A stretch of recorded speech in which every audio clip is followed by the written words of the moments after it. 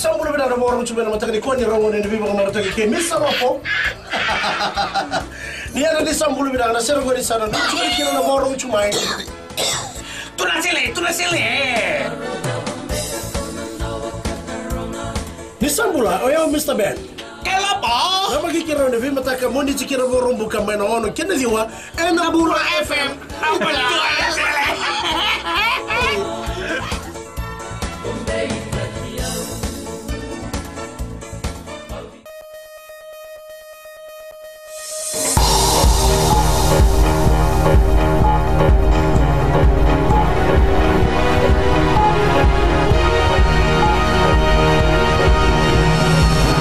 In this bulletin, Electoral Commission moves on with work despite court ruling against its application.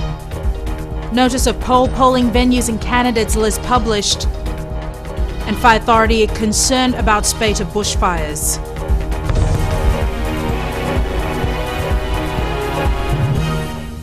Good evening, I'm Jackie Spate and this is FBC News. The Electoral Commission has put the weekend's court dilemma behind it and is getting on with the job at hand. After the High Court rejected its application to have the drawing of candidate numbers declared void, the Commission says the integrity of the elections process is still intact. Electoral Commission Chair Chen Ban-yang has allayed any doubts one might have in the lead-up to the elections. He's emphatic in his belief that Fiji will go to the polls as planned and in a transparent manner. Both the supervisory election and our office are totally and completely committed to delivering a fair and credible election on the 17th of September. It is going to happen. The Commission took the election supervisor to court over disagreements on the interpretation of the deadline by which the Commission had to deliver its decision on political party candidate appeals and objections. The case was thrown out yesterday afternoon, meaning the Fijian Elections Office can carry on as it was. Young says this has in no way derailed the elections process. There was never a time when we were at opposite poles. We disagreed, as organizations and institutions do, and this court settled one of our disagreements.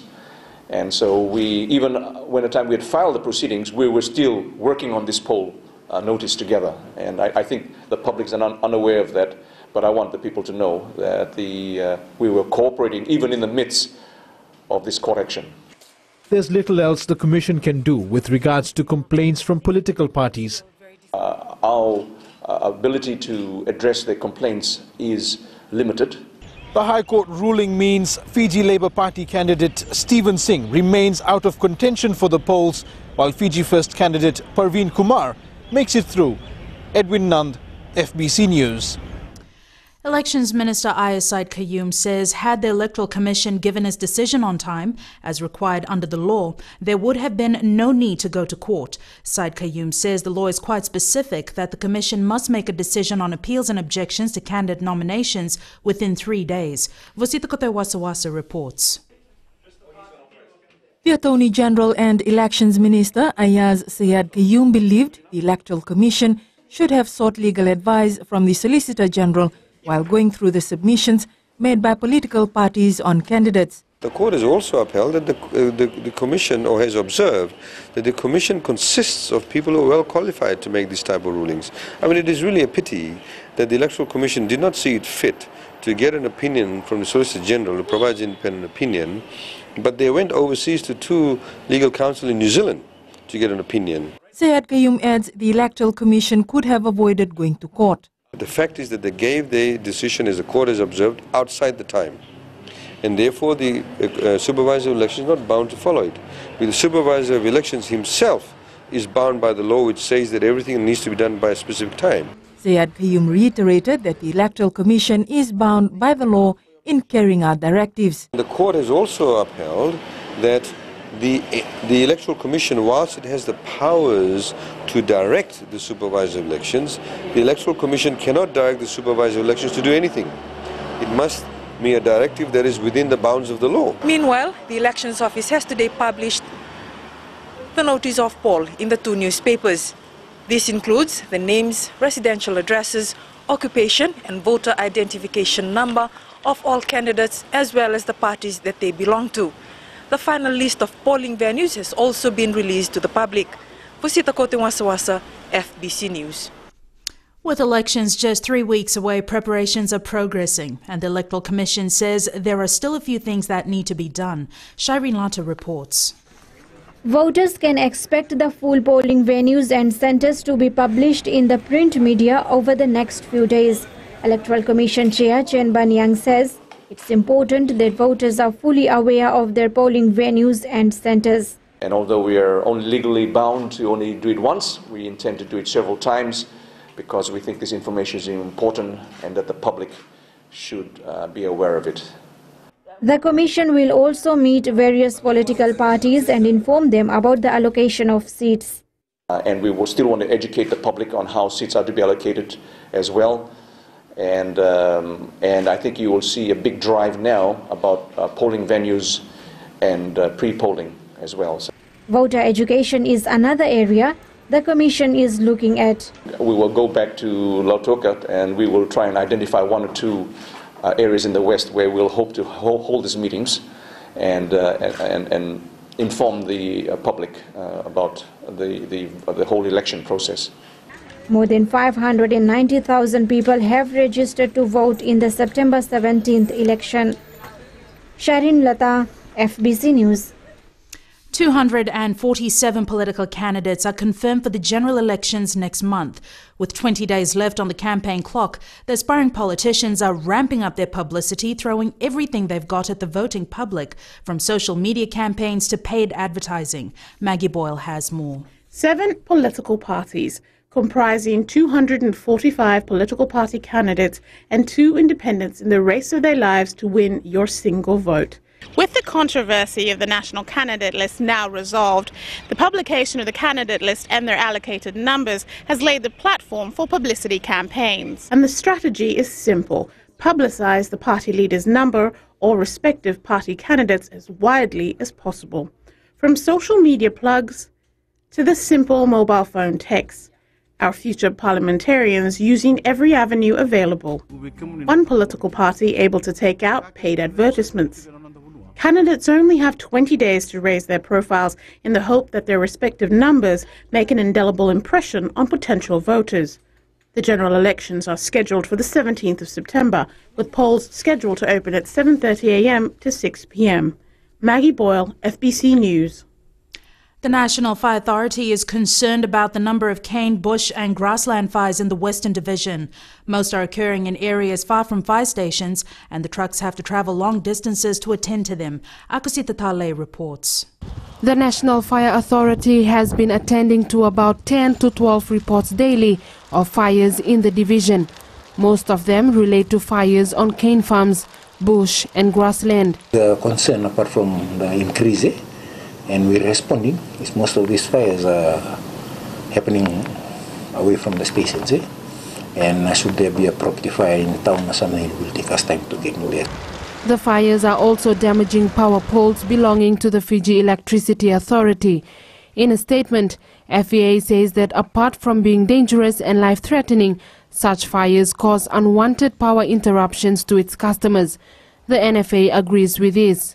Every day we receive whenever there's out of control bush grass fires, especially if they are wooden power poles. The power poles will be affected. Furthermore, it's not only the poles, it's the conductors, the lines that are going because of the intensity of the heat.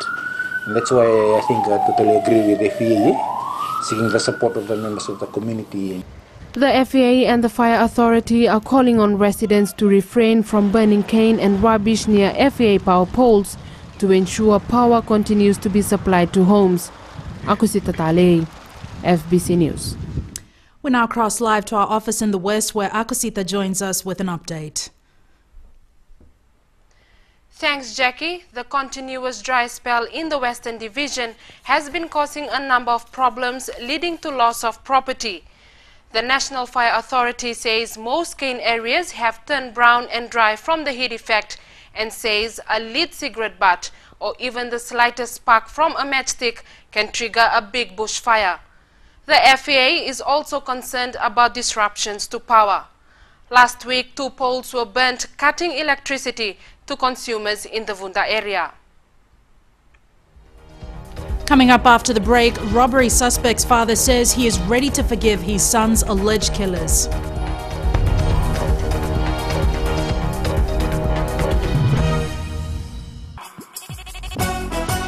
छू छू छू हे हे नमस्ते Fiji, आपके हर एक problem की दवा लेकर मैं आ गई हूँ 9 से 12 बजे तक आपकी सहेली Renu.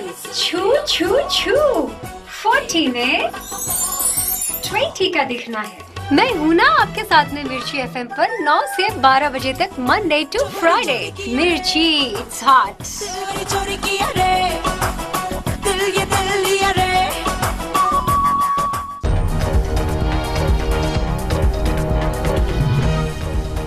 Welcome back. This is FBC News. The family of Vilikesa Soko are tonight preparing to receive his body at their home in Suva.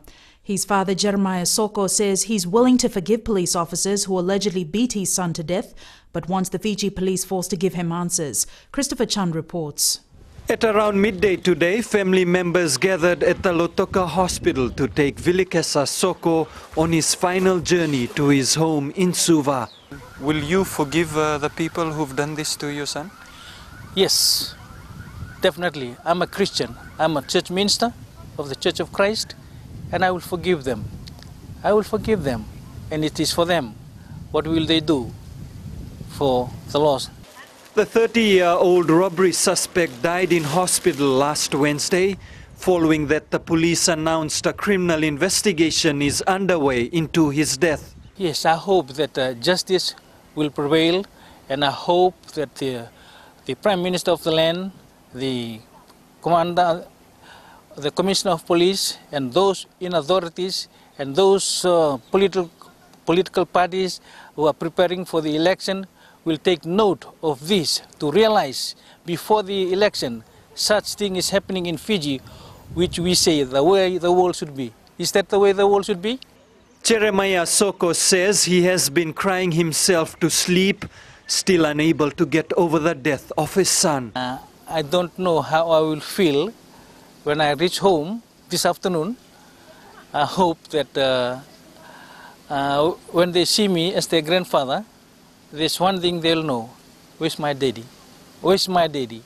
Where's my daddy? Because the 3 daughters are very close to their father.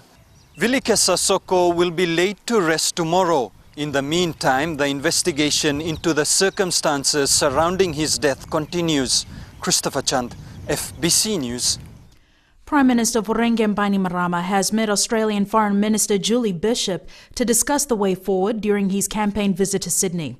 Speaking to the media in Sydney, Bainimarama said Australia and New Zealand have recognised Fiji's progress, especially over the last few months, to hold elections. On returning to the Pacific Islands Forum, he says if they win the elections, they would re-look at joining the forum. However, he says Fiji is part of the Pacific Island Development Forum, and that has gone really well. The Fiji United Freedom Party is not in the race to get into Parliament, but it wants to get the views of the people on its model manifesto. This was revealed on FBCTV's For the Record show last night. Party leader Jagath Karuratne says the party was formed to set up a platform for whoever wants to join politics, especially the youth. Karuratne says their main focus is to get their model manifesto accepted by as many people as possible. Process of refining the model that we have presented. In the process, if anyone comes across and says that, yes, I believe in this, and this is how we shape it up to be the perfect model, but I want to take it to the Parliament, and I want to take it to the Parliament, and from there I want to fight for the model and the concept that we believe in, then they are welcome to come and take it through. Karunaratne will not contest the election because his nomination was rejected by the Supervisor of Elections. The party has 3 candidates running for election. Methodist Church General Secretary Reverend Tevita Nawandra is the new church president. He was elected after 3 rounds of voting at the church annual conference in Suva this afternoon. Savaira Tamboa has the details. Reverend Tevita Nawandra takes up the role of president after the passing away of Reverend Tuikilakila Wangairatu this year. Reverend Nawandra begins his new role from January 2015, but his formal induction will be done at the next annual conference in August. Yeah, first of all, I feel small, being a big position, in the church, and to be called to be its president of a 200,000 plus members, it's a very big call for me. While addressing the conference this morning, Reverend Laisia Sarotambadada reminded the delegates of the need to commit to a Methodist university. We rely on the issue of secular state to affect our work, but in fact to motivate us in the work that we do. There should be nothing holding us back. There is freedom of religion in the country, so we should be doing our work as Christians. Reverend Bhagwan adds the church does not need to take a stand on Fiji being a secular state. It doesn't affect the work of the church. The church is planning to begin its master's program at the Theological College in 2016, and work is ongoing in that area, but he urged the church that we need to have somewhere that we can bring people to study, and education has been a hallmark of the Methodist Church since 1835. The Methodist Church in Fiji will remain apolitical and will also support the newly elected government. Sawera Tambua, FBC News. We turn to sports now. Here's Jamie with the latest. Good evening. In sports tonight, Nandrunga Rugby now shifts its focus to Fairbrother Challenge, and National Secondary Schools basketball competition gets underway in Suva today. These stories and more after the break.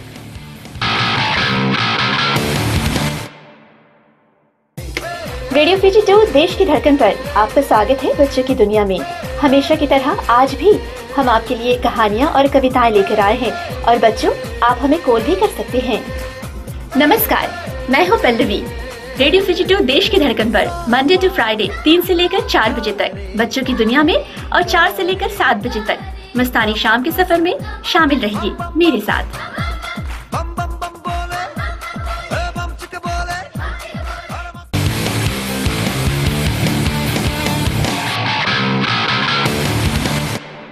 Welcome back to FBC Sports.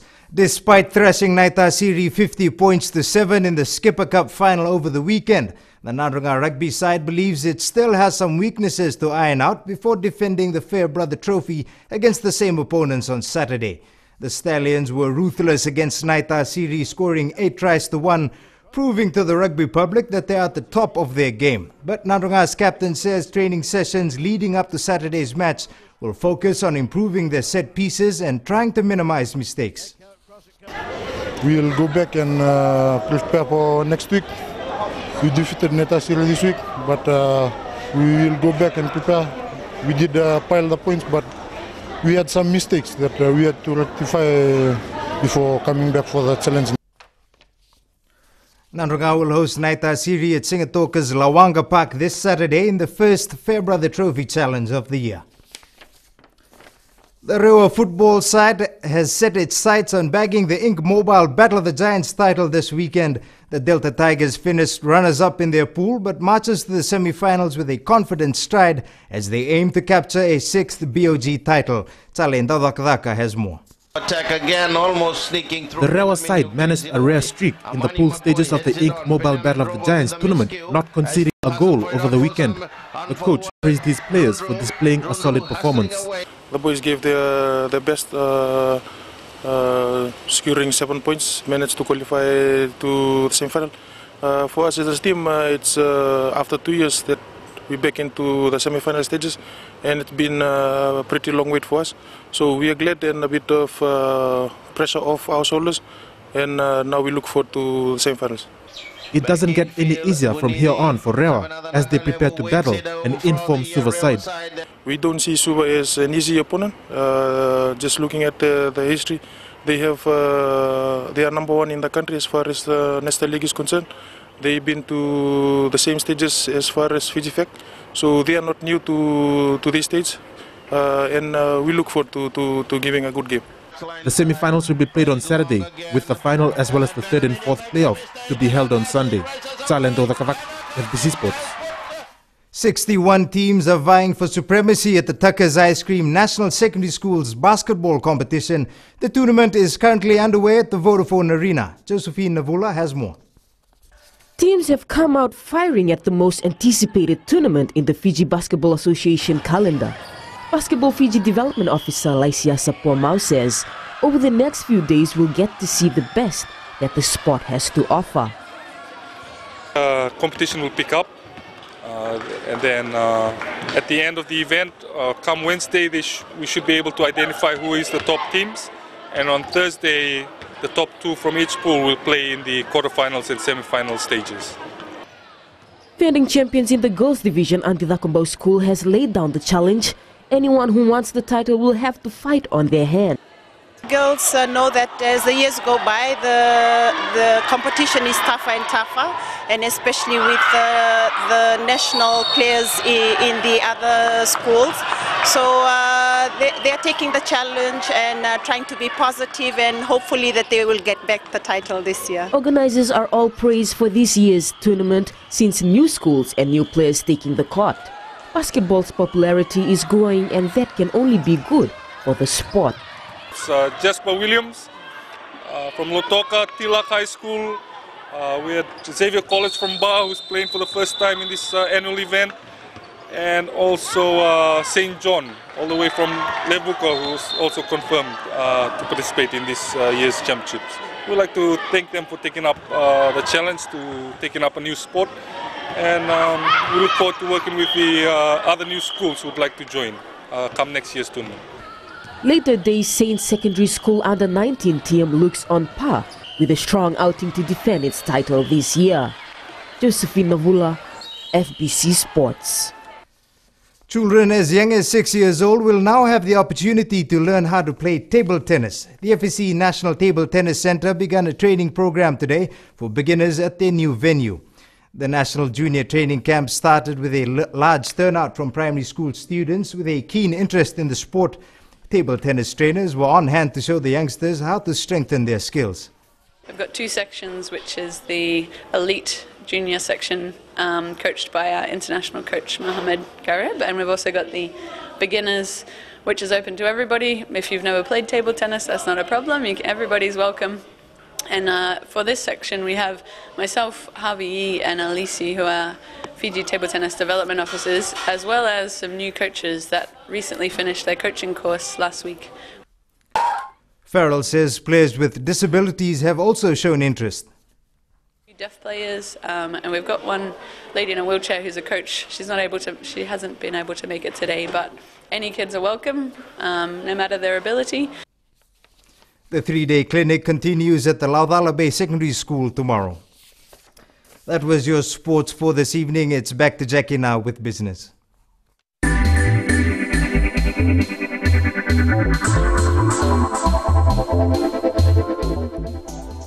HFC Bank has launched a new lease financing option designed for business customers in need of equipment or new technology. Chairman Tom Ricketts says the financial product caters for lease financing, the public sector and state-owned entities. HFC will now finance new vehicles, construction machinery, food processing equipment, printing and packaging industries. At the end of the lease, there will be a residual balance, so the leasee would have the option of paying that residual balance and owning the equipment or the machine outright. If they don't want to do that, then of course the supplier have the option of also paying out the residual balance and retain the equipment. Repayments can be adjusted to weekly, fortnightly, monthly and even on a 6-month basis.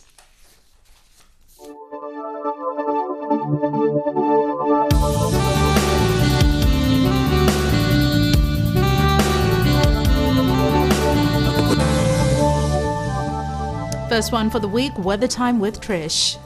Thanks, Jackie. Now with today's conditions, well, Suva had cloudy skies with scattered showers all throughout the day, whereas Savu Savu had fair conditions in the morning.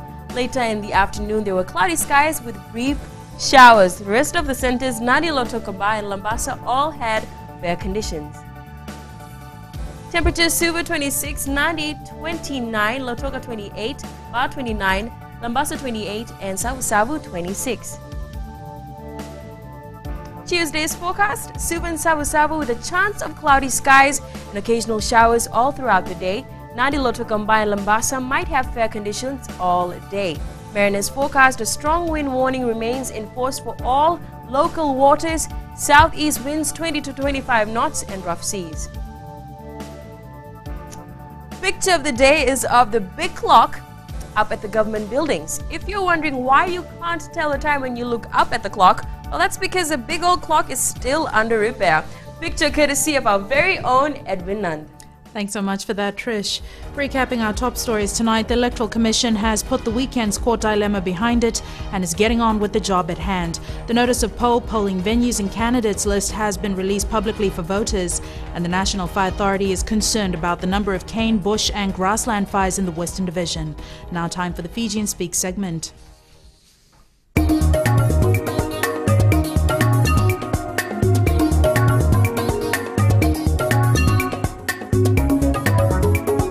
I want them to talk about what they're going to do for like young people like me.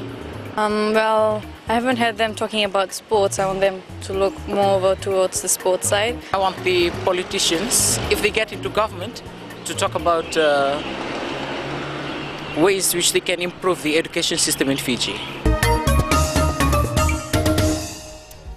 Meanwhile, you can send us newsworthy pictures and videos on email citizenseyes@fbc.com.fj or share it with us via Facebook page FBC News. And if you're on Twitter, follow and tweet us your news tips at FBC News or simply hashtag FBC News. And to receive the latest headlines on your mobile phone, take subspace FBC to 777. And remember to join the team and I again tomorrow at the same time. Bye for now.